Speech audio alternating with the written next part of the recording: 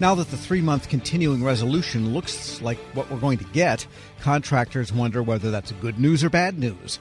Relative to a lapse in appropriations, it's probably good news, but delayed regular appropriations still have consequences. More now from federal sales and marketing consultant Larry Allen. And I think last week you were handicapping this kind of playing out the way it did, with the Republicans blinking on the issue of illegal aliens voting. So what does it mean? Well, Tom, I think in the short term, it means that we have an open government.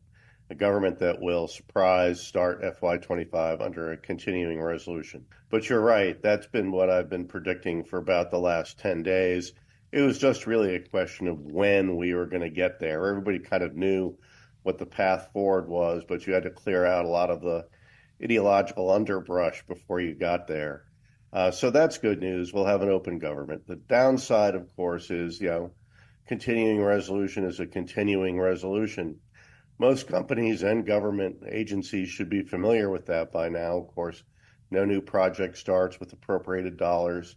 Contractors in particular that have annual maintenance agreements, leases, things of that nature, really want to check the details of their contracts to make sure that they're going to continue to get paid in this situation and how they're going to get paid. And if it's not clear in the contract, then it's definitely worth a discussion with the contracting officer, not the Corps, not the contract specialist, but the actual contracting officer, who is the only one who can say with a definity whether or not you're going to get paid short term. Long term, well, who knows? That's right. And the idea of contacting your contracting officer relates to the idea that the government issued no guidance on shutdown to federal agencies as of even now. And I got no answer from Office of Personnel Management when I asked last week, are you notifying agencies of what to do?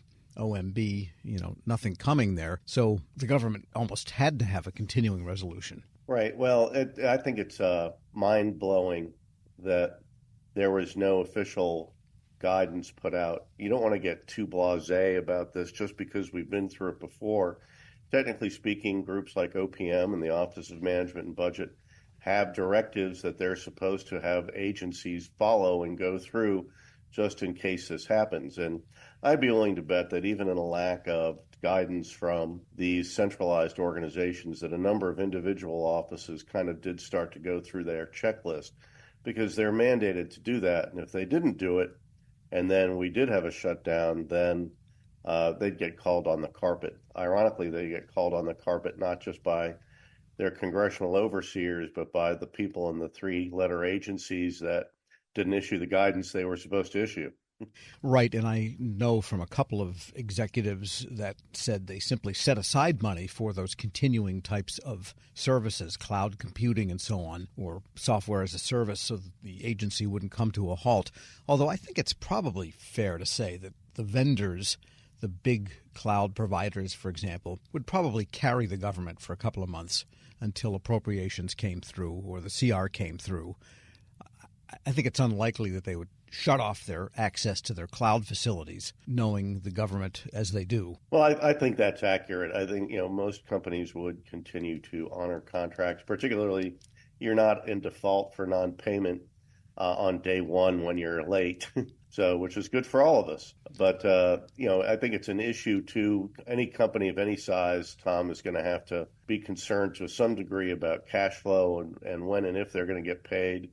And certainly if you're a smaller business where cash flow tends to be prominent in your business design, you might want to do the right thing and ensure that the government gets to keep the service that you're providing. On the other hand, you do want to have some assurance on whether and how you're going to get paid for that. We're speaking with Larry Allen, president of Allen Federal Business Partners. And you mentioned contracting officers a moment ago. And on another area of doing business with the government, the contracting officers are really kind of critical. And that is, it varies from CO to CO how closely they adhere to technicalities, like clauses that may be left out of a contract but nevertheless are legally required, and what happens to contractors. Tom, I do a lot of work in the compliance field. I'm not an attorney, as you know, nor do I give legal advice, but there's a lot to be done in the compliance field in terms of helping companies stay on the right side of the compliance ledger. And as a result of my work, I've had an opportunity to see that, the great Washington, D.C. answer on whether or not something applies is it depends. And that can be very frustrating for contractors. This was driven home recently by the Government Accountability Office in a decision they rendered on a contract protest.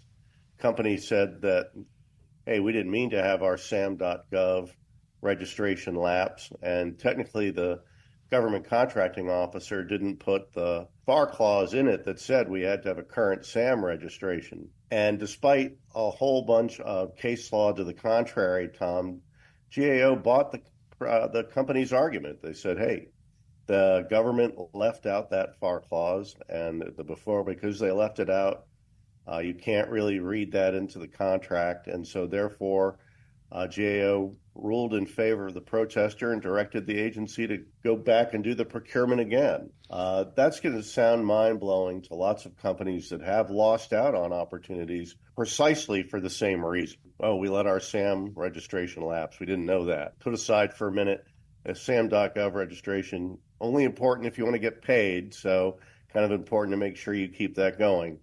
But that is just another example of inconsistency, and how that in and of itself works within the relationship of the Christian doctrine, a long-held government contracting principle that agencies apply across the board in at least 99 and 44/100% cases, where they read in contract clauses that are supposed to be in a solicitation, even if they were not technically included. Right. So, those clauses are the ones that, in the legalese term, are operations of law that have to be there. And even if they're not there, they still have force. That's exactly right. So I think if you're a contractor and you're not sure or whether or how something applies to you in a specific contract, get a read on that contracting officer on how that's going to apply. And unfortunately, if you're a contractor that has lots of business, you can't take the definition of one contracting officer to the bank for all the government. You're going to have to keep asking contracting officers when you run across those things that you're not sure of in every instance, even if you're doing business inside the same agency, Tom. We've seen that contracting officers inside the same agency have discretion. They read clauses as applying differently.